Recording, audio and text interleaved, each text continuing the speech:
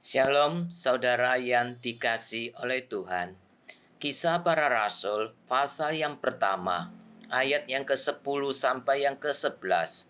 Ketika mereka sedang menatap ke langit waktu ia naik itu, tiba-tiba berdirilah dua orang yang berpakaian putih dekat mereka dan berkata kepada mereka, "Hai orang-orang Galilea, mengapakah kamu berdiri melihat ke langit?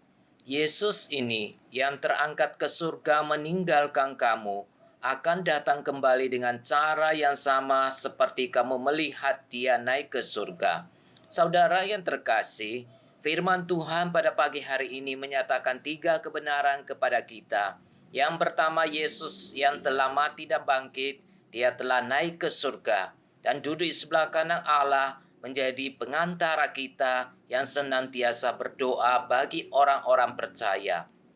Yang kedua, murid-murid Yesus ditinggalkan di bumi untuk sementara pada saat Yesus naik ke surga, karena ada tugas, tanggung jawab, dan misi yang Tuhan percayakan kepada mereka, yaitu mereka harus tetap menjadi saksi Tuhan dan memberitakan tentang Injil Kerajaan Surga. Dan yang ketiga, menyatakan kepada kita, Yesus yang terangkat ke surga, dia akan datang kembali dengan cara yang sama.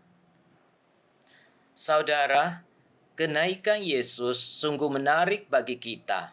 Peristiwa itu terjadi di depan mata murid-murid Yesus, bukan dalam waktu yang singkat. Pengalaman murid-murid itu sungguh-sungguh terjadi dan bukan dalam waktu sekejap. Kenaikan Yesus adalah suatu kejadian yang sungguh-sungguh terjadi, bukan penglihatan sejenak. Dan malaikat berkata, Yesus yang naik ke surga akan datang kembali dengan cara yang sama seperti murid-murid melihat dia naik ke surga. Hal ini menunjukkan bahwa Yesus tidak akan berubah. Dia akan diam di surga sebagai pengantara bagi kita, dan juga dia akan datang kembali suatu hari kelak. Malaikat berkata kepada murid-murid Yesus, "Mengapakah kamu berdiri melihat ke langit?" Saudara, berkata malaikat mengandung beberapa nasihat. Yang pertama, kenaikan Yesus menjadi pengharapan bagi murid-murid.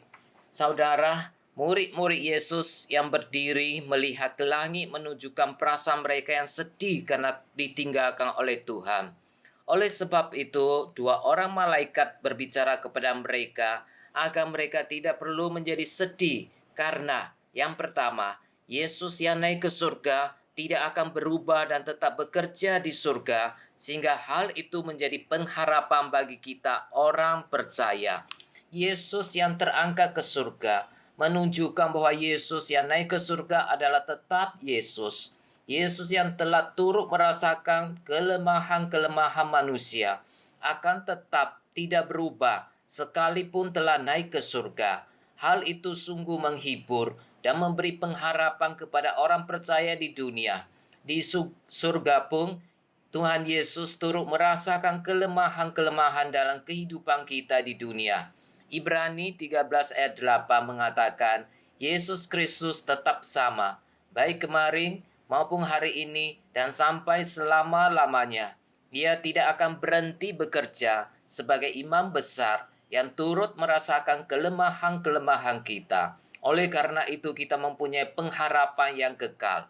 Dan yang kedua, Yesus Kristus akan kembali dengan cara yang sama seperti ketika ia naik ke surga.